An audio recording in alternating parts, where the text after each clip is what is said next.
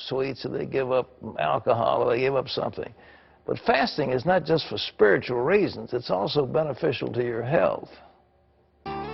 Water, fresh juice, raw vegetables, and fruits.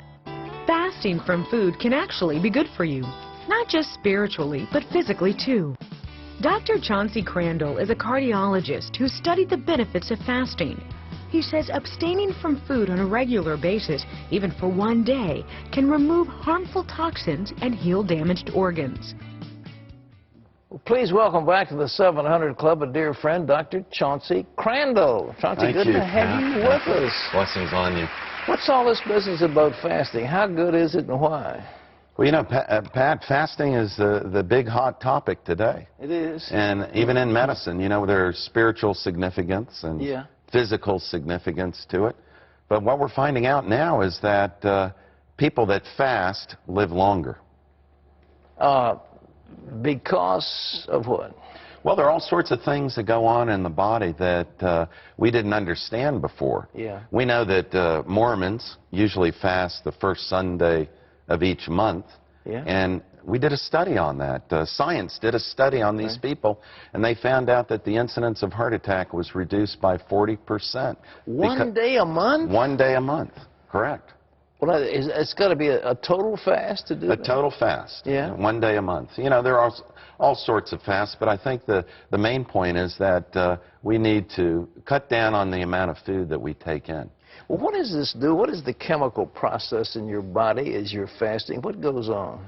Well, when you fast, you shut the body down. Okay. It's just like you sleeping at night. You know, your mind is repairing itself. The hormones in your body are reactivating. Fasting does the same thing. There's a benefit by decreasing the food intake. Actually, the body performs better. Well, are there some toxins and stuff that get excreted when you fast? Well, the main thing you excrete is fat, okay? And we want to get rid of that, okay? That's not too bad. 65% of people are overweight today. Yeah. But what happens is that we have found out that with fasting, the body likes to be under a little stress. And when you go through a fast, it puts the body under stress. And it's just like if I was lifting weights. Yeah. I stress this muscle in my arm just a little bit. But what happens? That muscle grows, it gets bigger, it gets a better blood supply to it because I've stressed this muscle. And I think God had it in His plan that not only is fasting carries spiritual significance, it also has this great physical significance. Well, what about, you're a cardiologist, what about your heart, your arteries, your whole cardiovascular system? What does it do? Well, you know, I'm using fasting in the office today for my heart patients. You know, they did a study in World War II, and they looked at patients that were put in prisoner of war camps. When these people went in, they had heart disease. But because they were on a, constant fast, reduced food intake, when they left the camp, their heart disease was gone.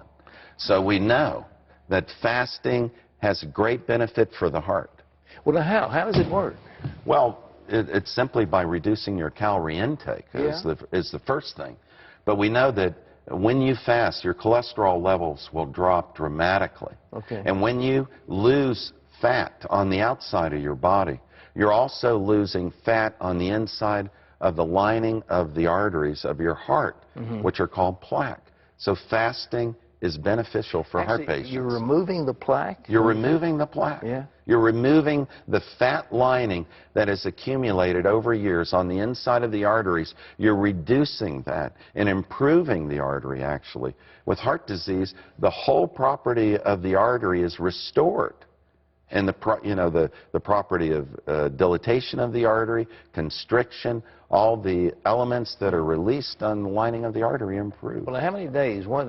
Those prisoners are in there for years. I don't think we can do that, but I think we can take the recommendation from different groups that really 1 day a month would be a minimum, but I would recommend 1 day a week. And often my wife and I will fast every Monday.